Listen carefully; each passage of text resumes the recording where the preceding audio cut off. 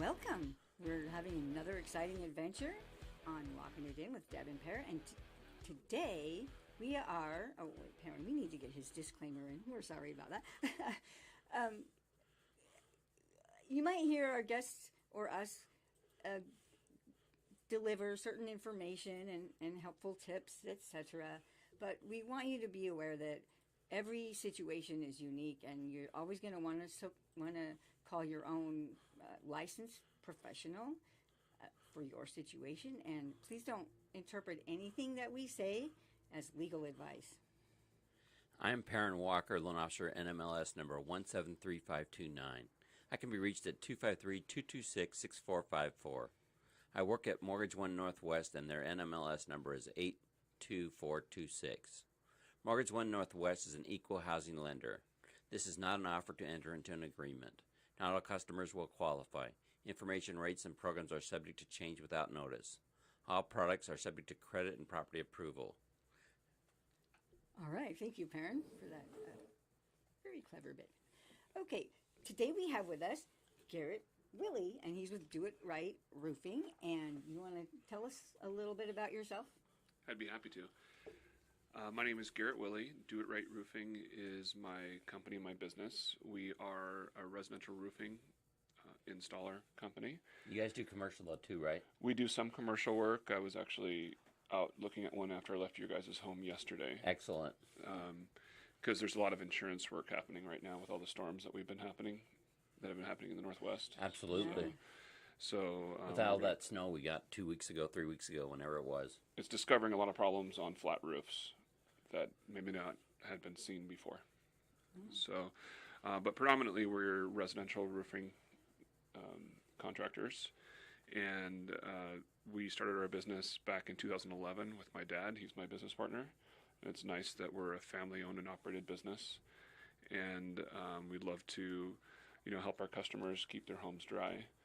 And we've done everything in the general contracting field, but have narrowed our business down to be more specific to roofs, and sometimes we do basement and crawl space waterproofing as well. Right, but mainly roofs. And you used to do electric work too, right? Or do you still do that? We have an electrical contracting license, but we're not doing electrical work anymore unless it pertains to something specific to what we're doing on the other work. Okay. So you didn't always do roofing, right? Didn't you you told me you went to college and you majored in, what was it, biology or teaching? Yes, I went to a smaller university in Kirkland called Northwest University. Right. And my degree is in biology with it. Actually, it's secondary education, so it's a high school teacher. Okay. Endorsements in biology, and I minored in environmental science. That sounds tough. I didn't like anything to do with science in college. I could have got a second degree, but I didn't want to do one more semester of college for 2 bachelor's degrees. It didn't make sense. Yeah. You're probably making more now that you're doing this. Well, yes. I mean, it's a different kind of career because now I'm self-employed. I'm my own boss, and There's no limit. There's no limit. Yeah. It's just a matter of how big the business grows and how many people we serve. Everyone.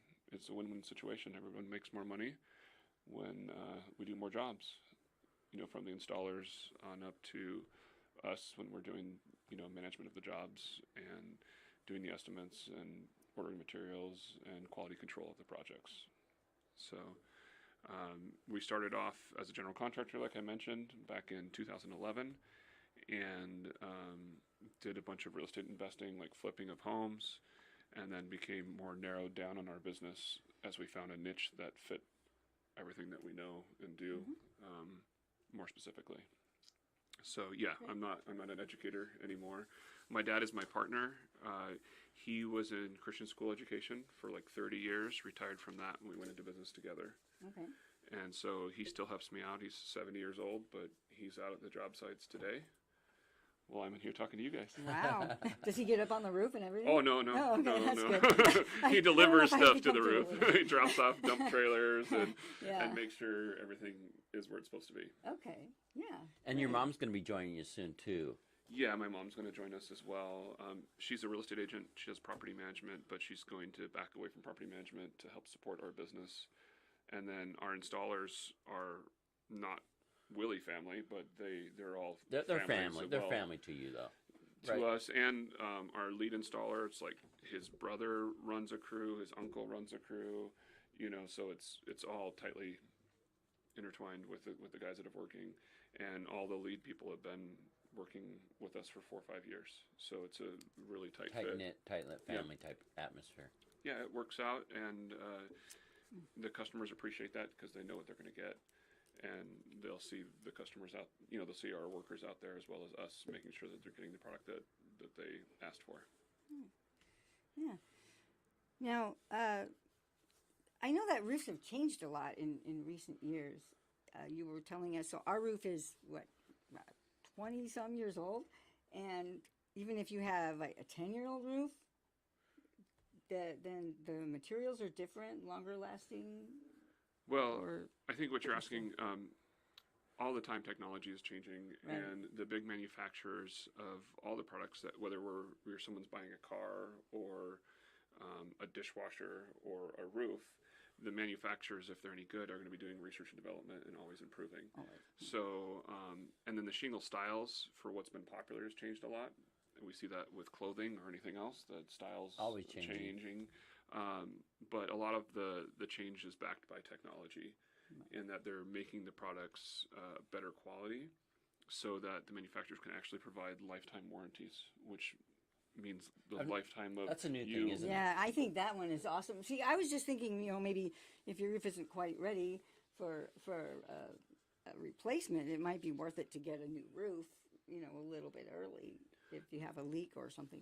Yeah, sometimes it can be. It's every situation is an individual situation. So when I go out and look at a customer's house to determine what we need to do, I want to find out what's important to them and what their goals are.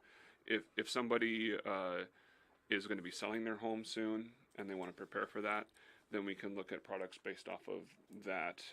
For example, a lot of times when people go to sell their home, the bank or the buyers might ask for a certification on that roof. 2-year, 3-year, 5-year. Right? 5 year. Yeah, you know more I've about this only being in the seen a mortgage. 5-year. Yeah, we're seeing more and more 5 years. It used to be that, I remember years ago giving like 2-year certs.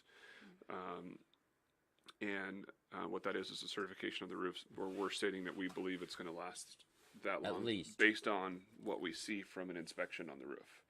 And when we look at something and do that kind of inspection, if it doesn't have that kind of longevity, like it's a roof that's near the end of its life, then those people that are preparing to sell their home may need to buy a new roof, and it's better for them to know ahead of time than get to the point where their home is already under It's contract. supposed to close in 2 days, Yeah. and they need a new roof, which is going to take a As couple a more realtor, days. I would say and to it's going to ruin everything. everyone who's thinking about selling their home, before you list, you always should do a pre-listing inspection, because you want to find out, anything that might potentially be a problem later when the financing fails.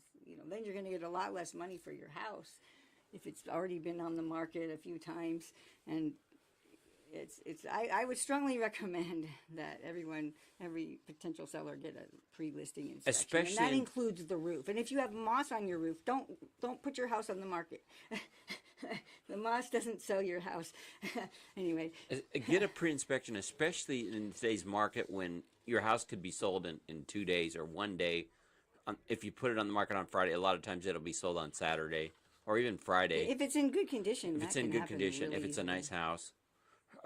And even if it's not. And if it's a cash offer, the thing could close within a week. So you don't want to be slowed down by having problems with your roof. Isn't that right? Definitely. Yeah. And putting on a new roof isn't something that happens in like 2 days. Either, What is the time frame for our size, a smaller house? Yeah, say our Oh, well, the actual installation is typically like a couple of days. But you got to get the parts. We got to buy the materials. First off, you have to figure out which product the customer wants. But all of that can happen in a couple-hour consultation, with an inspection involved in that to see what's going on with the roof and the system and what needs to happen. Once you pick the product, we have to schedule for the delivery of the product. So that's not usually happening the next day. That's So a you slowdown, don't right? carry, you don't have a warehouse. Oh, no. It wouldn't make sense to carry all that. There's so many different products available. And and options that are dependent on the customer's situation, what they're looking for, as well as the home and the neighborhood, and what's needed is very dependent on that situation and the individual in their home. So we first figure out what the product is that they want or need based on the situation that we find. And then once everything's been agreed upon, as far as price and what they're deciding to do, we'll work on getting the scheduling of the roof. Typically, most people need to expect it to be, 1 to 3 weeks from the time of contract. Okay, so definitely you want to have a pre-inspection. Yeah, if you have a pre-inspection, then you can plan for it. I'm helping a customer right now that we're going to be doing a roof on, that they're looking to have the house put on the market at the end of the month.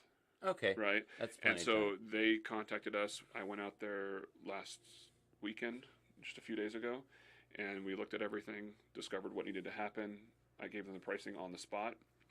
They decided what they were going to do, which was all the work that I recommended to them, and then we're putting on the schedule. It's going to happen not this coming week, but the following week after, And so we'll have all of that done for them. Then they'll be able to put the house on the market as planned, and everything will be ready with a brand new roof. With a brand new roof and other work that they're having done as well.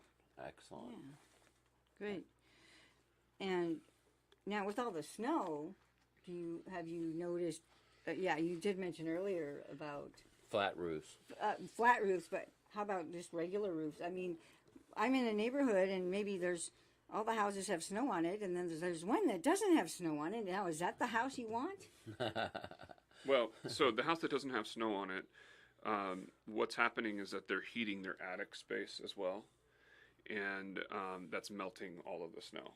Okay. So that's a bad thing, right? Yeah. So what that's doing, it's not necessarily a bad thing. It's costing them more money for their utilities. So they should have somebody come out and look at it. It may or may not mean that there's any problem with the roof, though. Okay. All right. So, but we have been seeing a lot of storm damage happen lately. We're very busy with insurance claims right now because we've had wind, we've had rain, and we've had snow. Just in the last couple of months, it's been pretty hectic with storm damage. Now, what is the big thing with? I understand wind and rain can be quite damaging. Snow, how does that damage the roof? Well, one thing that we're seeing is when the snow's piled up on the roof and it freezes because of the temperature getting cold at night around the edges of the roof. And then when it starts to melt, if that frozen part is still frozen, the water has to go somewhere. And so it can travel up underneath the shingles and cause damage to the plywood, the decking underneath the shingles. And especially it's going to discover exposed nails, nails that might be rusty under the shingles that we wouldn't normally see. Nails that are not galvanized. Yeah, they're not galvanized, or they were exposed because maybe they weren't installed correctly. Okay. So this weather has been able to show a lot of defects that may have not been noticed for years to come. Okay. Now, what about icicles? I don't see those like I used to see icicles on all the houses, and now I don't see that anymore. I don't know. I mean, it must Tough be somehow, question, honey. something to do with the design, how the roof is put together. We might find that over here in Old That's Tacoma weird. somewhere on one of the older homes, but Yeah. I don't know. Okay. I haven't seen that. All right. So, what are some of the things you look for when you do a roof inspection? I am looking for damage on the roof. What we often find, what we mentioned was like rusty nails. If the nails are getting wet constantly, then they'll rust. When the nail rusts, it changes its size, and therefore it becomes loose in the plywood, and it gets a place where moisture can wick down into there. So that's why we're seeing shingles that are blowing off. A shingle should take about 60 pounds of pressure to pull off. When you have a 75-mile-an-hour wind and it's blowing a shingle off, there's a problem. New shingles have 120-mile-an-hour wind ratings, so we'll never experience anything in. What do you mean by new? How many years? Oh, I don't know. Just the last 5 years? Yeah, the last 5 year shingles are obviously going to be better than a shingle from 20 years ago. So what we're seeing with those shingles coming off is existing defective damage that we may have not seen for a long time. And I'll be able to see that when I go up in the attic as well, because in the attic I can see nail penetrations coming through where they're all rusty, and then there's moisture in the attic. Sometimes that happens from another thing that's a really important thing to look at is the venting in the roof, the airflow that goes through your attic space. And if there isn't enough airflow going through one's attic space or that space between the insulation and the rooftop, then you get what's called dew point transference, which is the moisture that comes through, like on our drinks that we have here. If this drink was an ice cold beer and we were in a really humid space, we'd see perspiration or moisture coming on the outside, which is why, like, down the South, if you get a beer, they wrap it in a napkin. Right. Right? Because otherwise it'll just slip out of your hands. And right? ice does So that it's too. probably not a good idea ice to can do store that. boxes up there in your crawl space then. Oh, in the attic space? No, Yeah. probably not a good idea to do that. You want to have a lot of insulation over your attic space to help, keep the heat in your home. You're trying to create an envelope, meaning that the inside of the home wants to be a sealed space, but your attic space actually is not enclosed in most new construction. You want to have the airflow going through it. That airflow prevents that dew point transference from coming through because it keeps the temperature the same between the top of the shingle and the bottom. And then you don't get that moisture or mold up in the attic that'll create the nails to be rusty, which will then cause more problems where they lift, and then you need a new roof. And then you need a new roof. And then you need a new roof. So let's talk about our roof. You inspected our roof yesterday morning. Yes. There's some good and there's some bad, right? Yes. Talk about the bad first. Okay, so it's an older shingle, which is like a 3-tab shingle, like we talked about 20 years. Right. Even if they were considered a 30-year shingle to begin with, most of the time they were 25 or 20-year shingles. They're not lasting that long. So 18 to 20 years is pretty common to see those older 3-tab shingles. Ours and is 23. 23, so yours is obviously at the point. We even saw from the side that one of the shingles had pulled up. Yes. It so was standing straight up. Yeah, it was standing straight up. There's probably a few things. We couldn't climb up on the roof because you have a really tall roof. Yeah, two-story. Two-story, and I didn't have the truck with the big ladder, but we could see that there were some shingles probably coming It was up. plain. It was plain.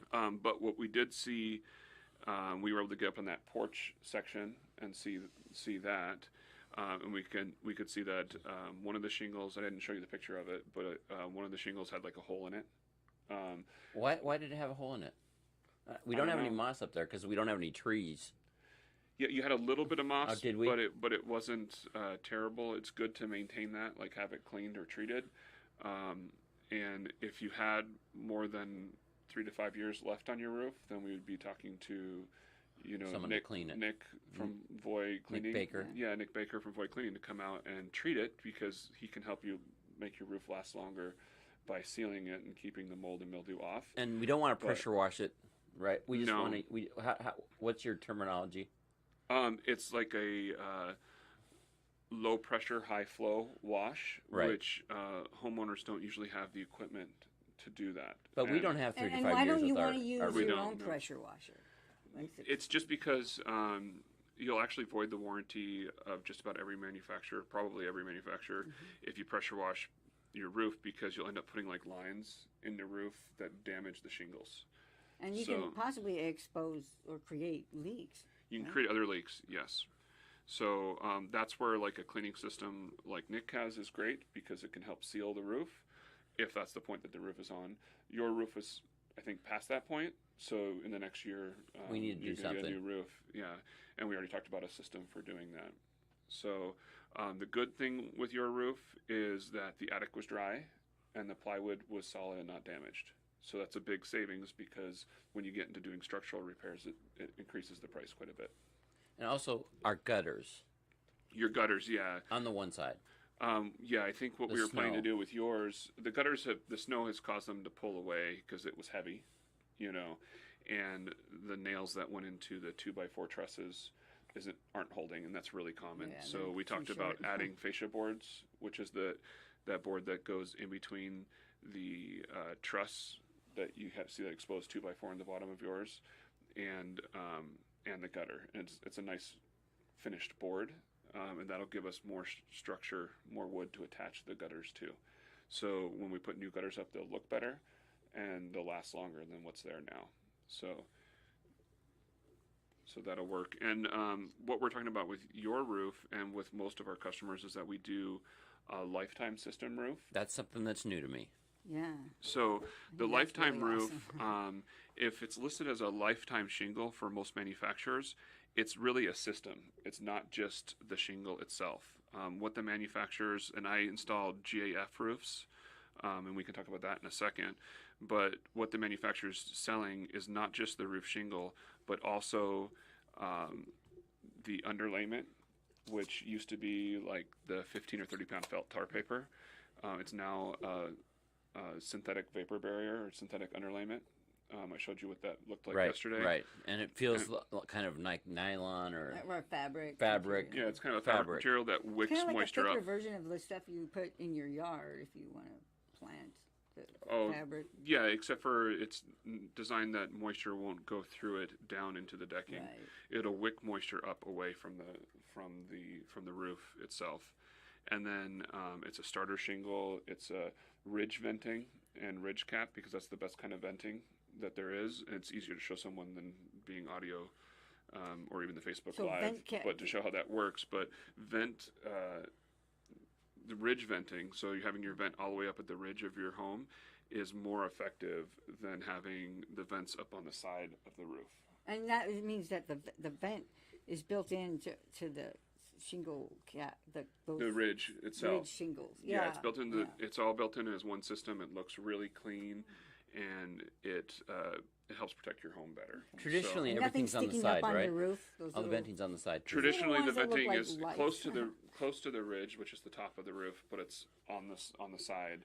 And we found that the ridge venting itself, where it just goes across the whole top of the roof, is much more effective, and it pulls a lot more air coming up from the soffits, the eaves, the edges of your roof, up through the top. Will pull that air through and help prevent that. That moisture from being in your attic, like we talked about earlier. No moss, no I no think mold. You still can potentially stuff get like that. moss, right? In the attic. Yeah, you can still get moss on your roof, except for new shingles come with additives built into the shingle that helps prevent moss. And some of the shingles we have moss mildew warranties up to 25 years on the shingle itself. So before you'd have to have Nick come out. It'd be 25 years, and 25 Nick would be retired. So good shingles. It'll be Nick's son running his business at that point. Yeah. Yeah. Is there any? What else should we talk about? Well, on the inspection, so if there's peeling paint on the exterior, or maybe some stains on the ceiling, oftentimes that can be caused by the roof as well, right? So, what we see a lot in homes is that the places that are getting the most moisture are the gable end fascia boards, like we saw at your home, Right. where the paint starts to peel off. And when there isn't paint on those boards, on those then we edge got boards, problems. then moisture can attack can attack that wood. And then we start to get what's called rot fungus, which everybody refers to as dry rot. But it's what it is the wood will start to be eaten by the rot fungus, by the moisture that's in the edge of the board. That happens more often, right? You know what? I don't understand why they call all it the time dry in the rot Northwest. because it's clearly wet. It's actually everybody calls it dry rot for some reason, but it's actually called like rot fungus. But if someone calls it dry rot, that's okay. It's just we know what they're referring to. They're just saying that wood is deteriorating on the edge. So what we want to do is prevent that before it happens. So as a roofer, I'm not a painter, but we're happy to cut those boards back or repair them or replace them, and then we'll prime them. And then sometimes if somebody has the paint on hand, we can touch up, paint that. But usually people have their painters come in afterwards and do any of those type of replacements or repairs. We just painted our house like 3.5 years ago.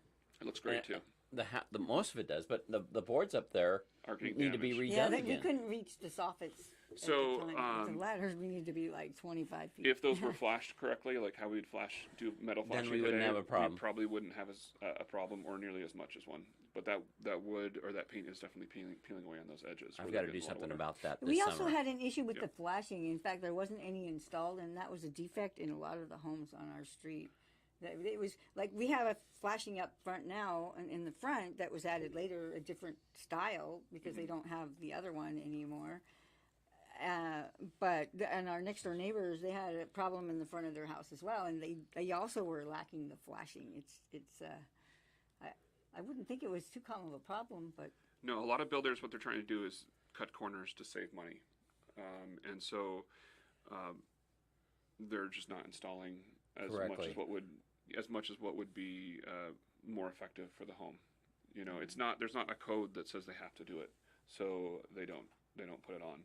But it's better to have a drip edge flashing around those edges of the roof to prevent water from curling up underneath and causing damage to the wood, which is probably what you experienced before. Maybe we should explain what flashing is. Flashing is metal. So metal is a great way to move water away from the roof structure. So we do flashing at the edges of the roof, and which is the metal that actually has a little edge to it that helps the water drip away so it doesn't curl back up and touch the wood itself, like your gable end boards or what have you. Also, we put a flashing that has a little lip to it designed for the start of it before it goes to your gutter. So your shingle goes over the top of it, and then the metal flashing's underneath, and then we have all the other layers on top of it to protect it in between the shingle and the flashing.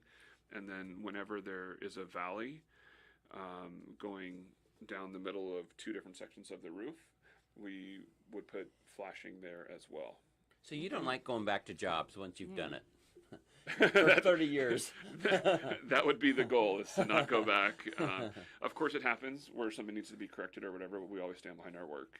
And, you know, because there's guys working and it's easy to make a mistake. There's a lot of parts to it.